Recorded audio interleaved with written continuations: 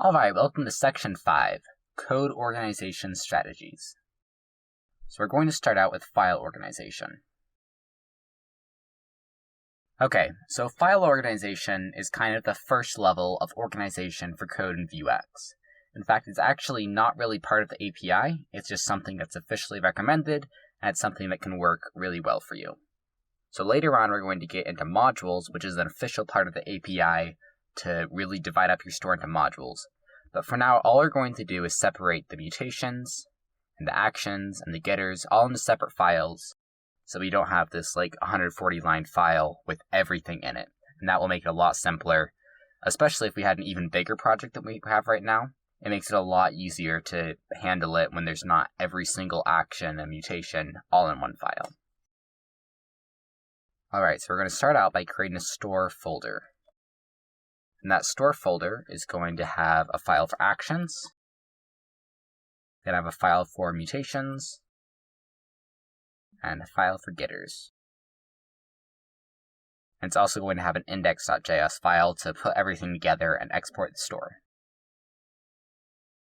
So we're going to start out by taking the store, deleting it, and putting it into index.js. And we can delete that file. Okay, so now let's start actually working on separating everything out.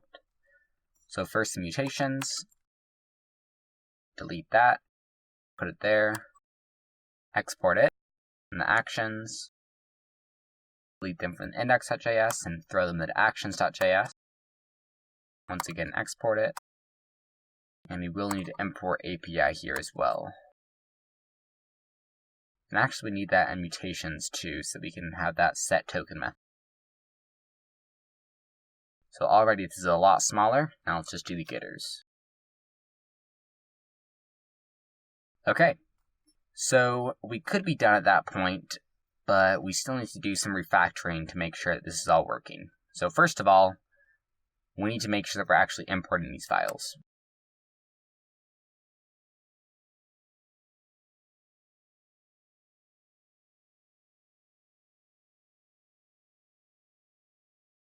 And there we go. We have the actions, the mutations, the getters.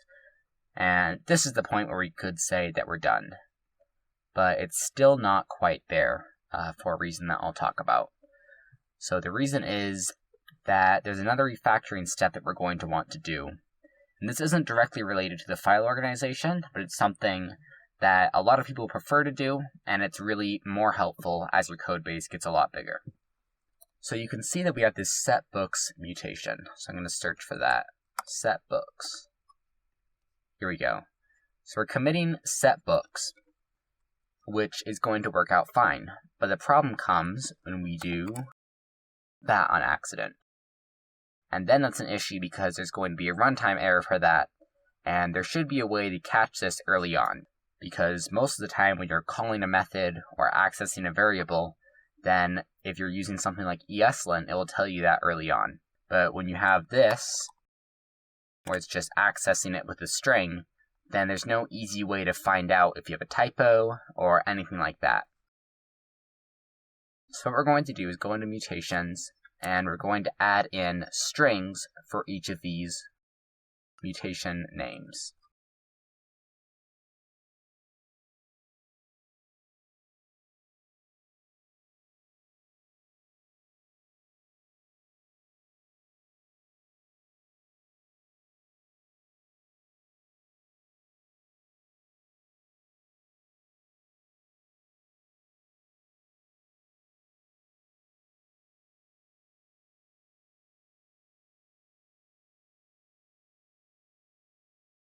Okay, so each one is going to be the name of the type, and then just a string that's the same thing.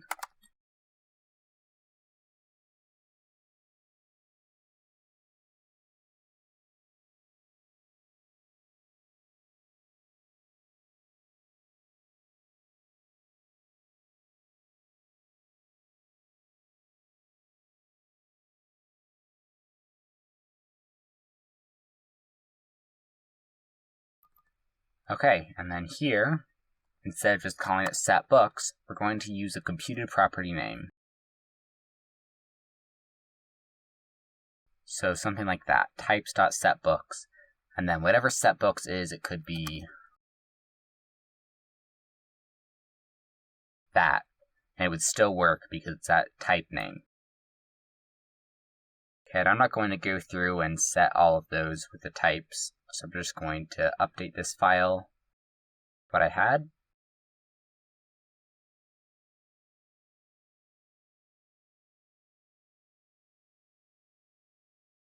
There. Okay, so this is the file that I created earlier. It's like the new version. And you can see that it has the types everywhere. So then, in actions, instead of calling commit set books, we'll import the types.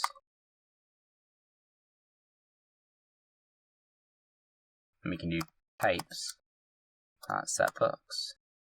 Okay, and once again, I'm not going to go through and do everything here, but every time that we have this commit in actions, instead of doing it with a string, we're going to do it with the action constant name from mutations.js.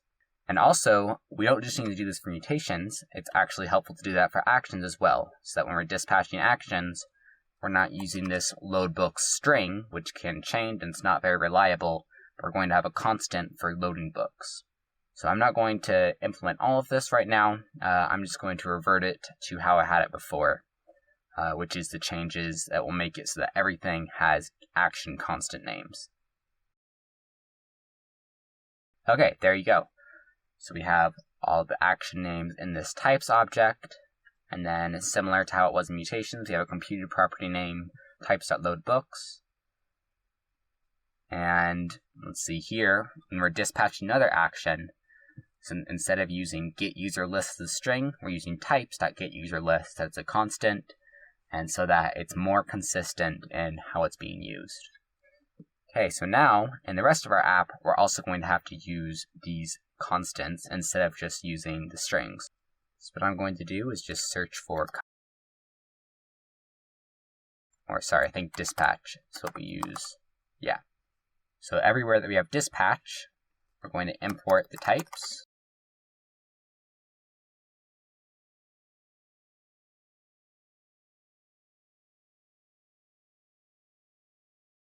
Sorry, I mistyped. That should be action types.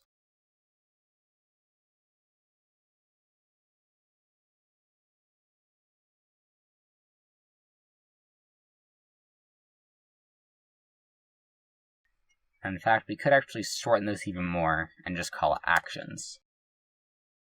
And that makes a really nice thing. We're just importing the action, as it were, and then dispatching that imported action. And we can do the same thing in the rest of our files. And once again, I'm not going to go through all this. I'll just do that. Okay, and then everything is using the proper dispatches. So I'll just search for dispatch again. And for example here, create list is using actions.createList, and it's importing the actions instead of just calling it with the create list as a string. Okay, so that makes everything a lot better. It's a little bit more work, but after a while you kind of get used to it. And really the benefits of having a constant are pretty nice. But once again, all of this isn't some official thing where you have to have action constants. You could just use a string if you wanted to. And so that's a place where Vuex has a lot of freedom with how you want to organize things and how you want to handle different design decisions. So once again, this is all up to you. In this project, we're going to be using action types just because I wanted to show you how to use it, but you don't have to if you really don't want to. But I would recommend it because it can be helpful to catch common typos and spelling errors. Okay, so now in index.js, we're going to change, we have the mutations, actions, getters, so that's all looking good. One other thing, here I have the state defined in the index.js file. So you might be wondering why I don't have that in its own separate file. That's because the state is pretty small, so that's a pretty standard thing to do, to just throw the state into index.js. If you wanted to, once again, this is really open, you could put the state in its separate file, and that would work just fine. You could import the state. Or sometimes I've seen that some people will put the state into the mutations file, and export it, and then import it back into index.js. And And that kind of makes sense because mutations are the only thing that's directly mutating the state.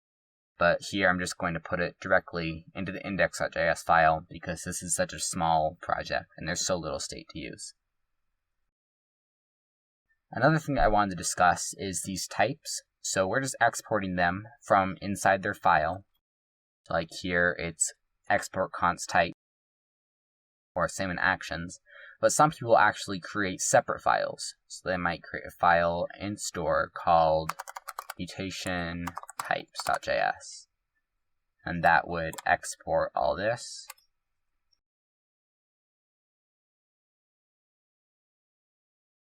And then they would import the mutation types. And they do something similar with action types. So if that works for you, once again, that's great. If you want to do that, like maybe if you had like 50 different mutations, it might be simpler to have that types, which is pretty much just boilerplate in its separate file. But once again, it's all up to you. If you want to have the types in a separate file, that works. If you want to have them in the same file, like we're doing here, then that also works. And the same thing goes for actions. Alright, so let's go quickly test out our app. And looks like it's all working correctly, even with all those changes. Alright, that's it for this video.